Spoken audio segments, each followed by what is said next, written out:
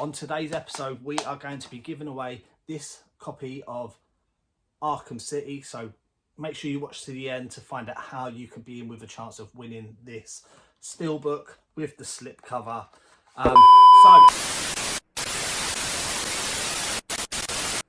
Hello everyone and welcome back to a brand new episode of Retro Smash TV. My name is Chris, if you didn't already know. Thank you very much for clicking on my video. If you are new around here and you like this type of content, make sure you hit that thumbs up, hit the subscribe button for more content like this. On this channel, what you can expect is going on video game hunts in the charity shops. We go to car boot sales. We like to go to CEX. Amazing sounds. If you're a huge fan of Streets of Rage sounds, you will love this channel. So make sure you're hitting that subscribe button. We've got a goal of hitting 1,000 subscribers. At the moment, we're on 810, so we're 190 away. So if you want to help the channel grow, make sure you hit that subscribe button and drop your comments in the comments section. Coming up on this episode, I am going to be giving away this PlayStation 3 game. So to mark the 1 year anniversary of this channel, which is coming up in the next couple of weeks, I'm going to be giving away on this video this copy of Arkham City on the PlayStation 3. It comes with this lovely slipcover. It is the steelbook version. You've got Batman on the front, and on the back the variant is Penguin. It's in really nice condition. There's not a single dent in this. Comes with the manual. It's also got the disc. It's been a while since I looked at this disc, but let's have a look. The disc is decent. So yeah, on today's episode, we are going to be giving away this copy of Arkham City. So make sure you watch to the end to find out how you can be in with a chance of winning this steelbook with the slipcover. So the topic of this video is, and I love doing these videos, it opens up the comment section, and that's what I'm looking for. I'm looking to start discussions with people, get to know people's thoughts, and obviously I know these videos are subjective. This is just my thoughts, my opinion from what I've seen, what I've witnessed, what I do on a weekly basis. So the topic of this discussion is, how much influence does CEX have on the video game market in the UK?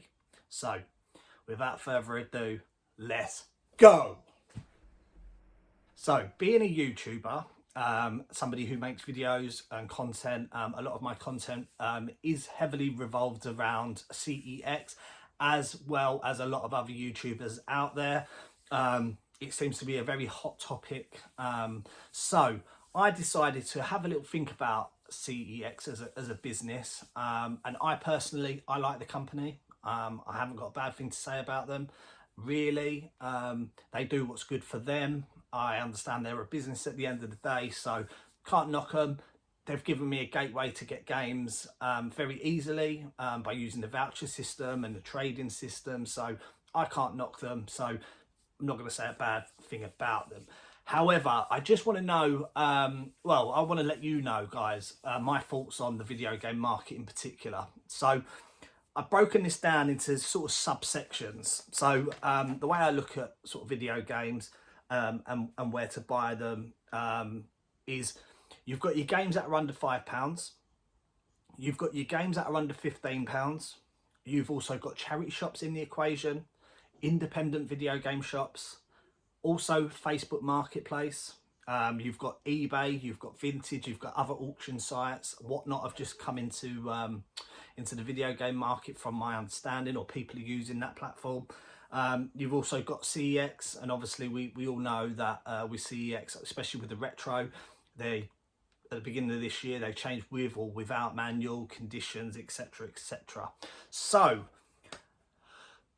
let's get started. So the way I see the influence of CEX is, if I want to buy a game, an older game, a retro game, and when I talk about retro, I'm talking sort of like PlayStation 3, Xbox 360 and below that. So on these particular consoles, you've got a lot of games that are under £5. Okay, you can walk into majority of CEX stores up and down the land.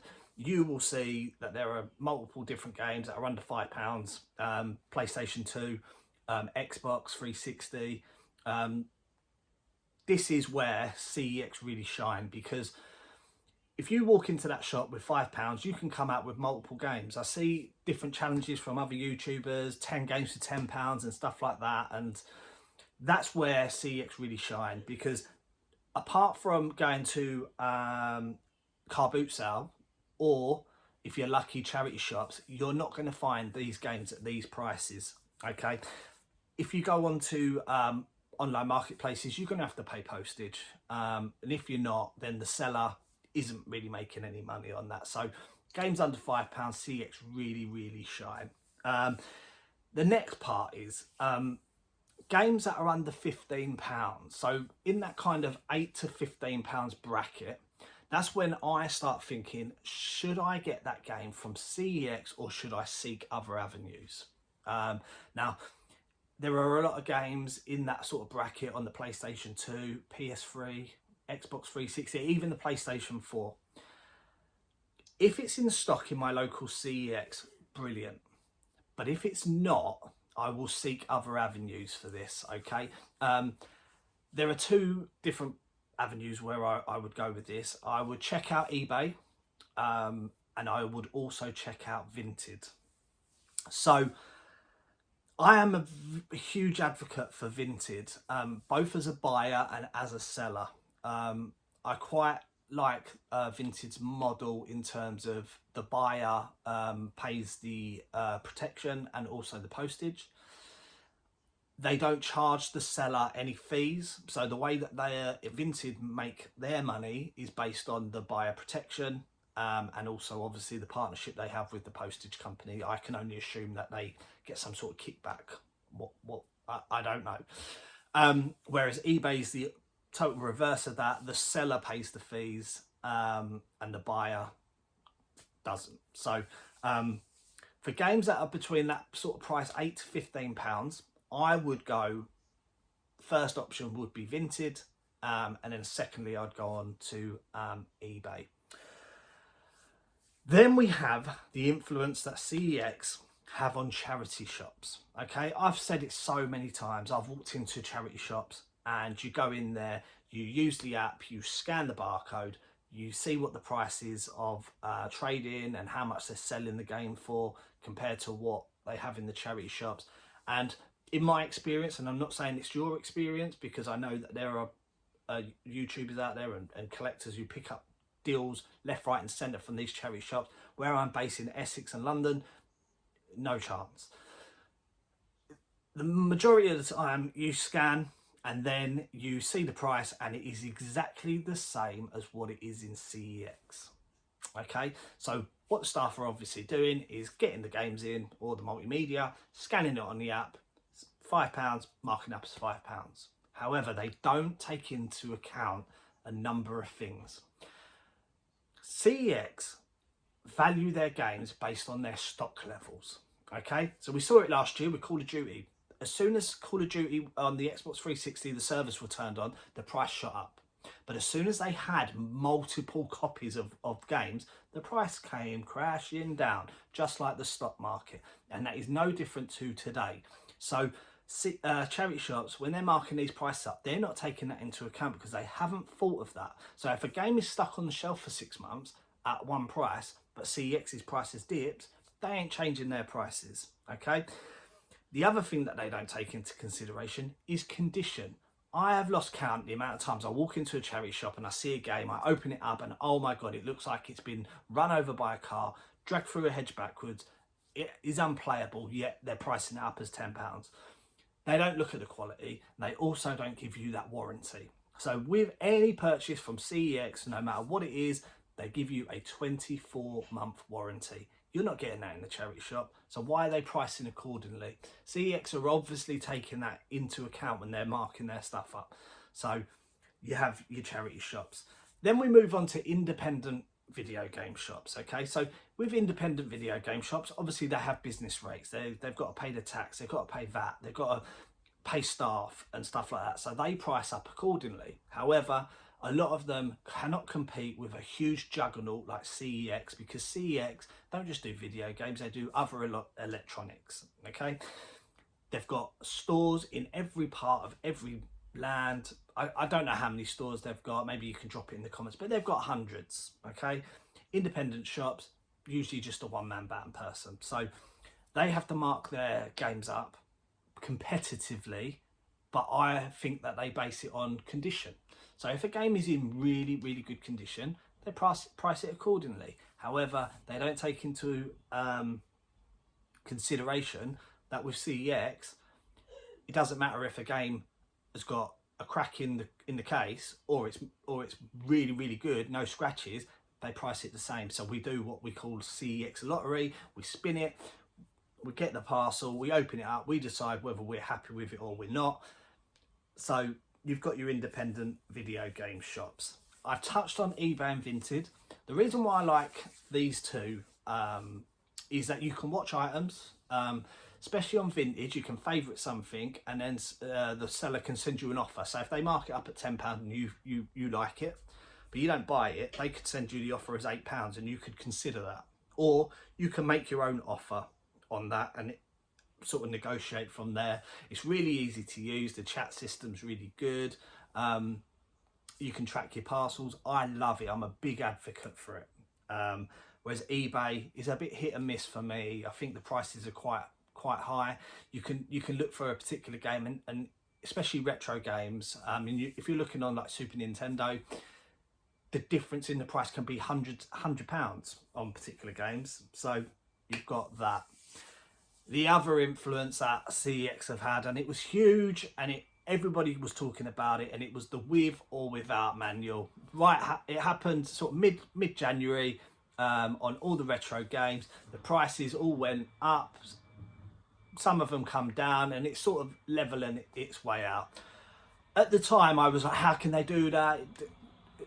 Need to have one price, etc., etc. Now, I'm not really that bothered. I quite like it. My collecting habits changed. I'm sure it'll change throughout the majority of 2024. So that is the influence I feel CEX have over the video game market, especially when it comes to the pricing. Now, what CEX have in their arsenal is that app. The app is like every video game collector's right hand. You can scan things really, really quick. You can search things up. If you're on eBay and you see a game and it's marked as £20, you can have a look on CEX, see how much they're selling it for, weigh it up. Oh, that game's 18 quid, but it's not in my local. I'm gonna have to pay £3 postage. It's gonna cost £21. They're offering free postage. Where do I go? So CEX, I think, have got a massive, massive influence on us as collectors, on the market, and the majority of it is based on price and accessibility. It's really easy for me to take in a game and trade it in for cash or voucher.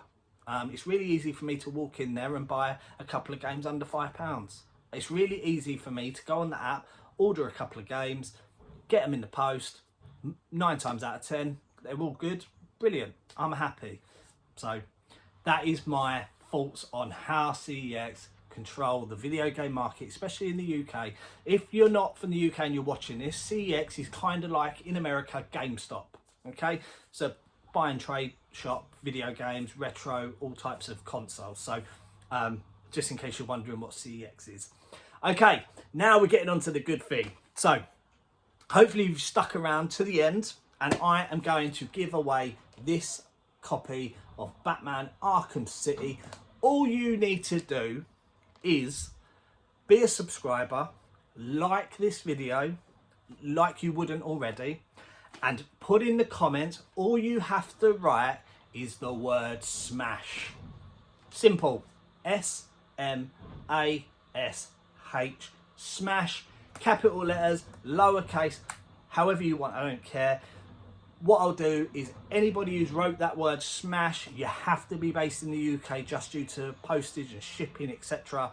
I will let this run for a week, and next weekend I will put everybody's name that's entered into a hat or a random generator, and we'll select a winner, and you will be the proud owner of this copy of Batman Arkham City, the Steelbook. It is in such lovely condition.